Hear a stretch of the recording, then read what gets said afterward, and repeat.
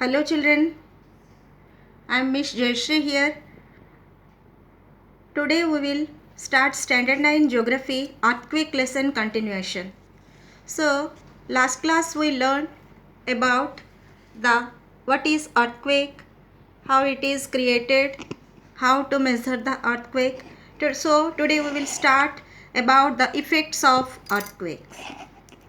According to geological terminology, earthquakes are part of endogenic forces and are regarded as constructive movement of the earth crust. But human point of view, earthquakes are regarded as destructive, causing loss to the property and life.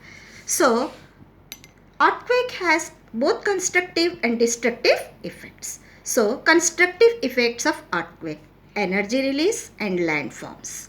What is energy release? A lot of earth stored energy is released, which helps the earth to maintain its good shape. Landforms. Due to the earthquake, both vertical and horizontal displacement takes place, which leads in the formation of new landforms. So, due to the earthquake, what are the two constructive effects? One will be a lot of energy is released, which maintains the shape of the earth, and new landform also created. Now we will come to the destructive effect of earthquake.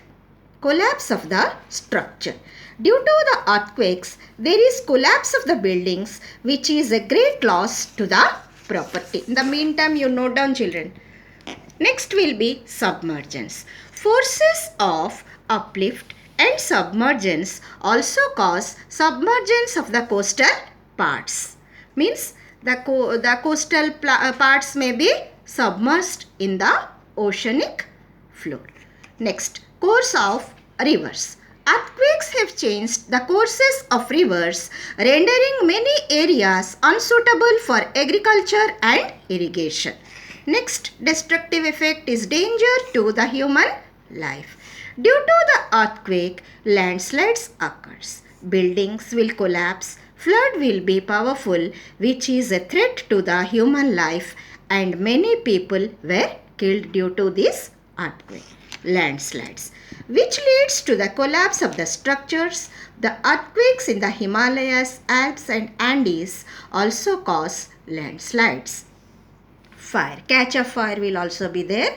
During the earthquakes, fires break out due to inflammable material thrown out, broken gas pipes and burning of the gas cylinders. There will be catch of fire and damage to the life and property. Next will be the very important thing, that is tsunami. A tsunami is a large destructive ocean wave that can be generated by the large displacement of ocean water, such as earthquake, volcanic eruptions, etc. Now we will come to the another one.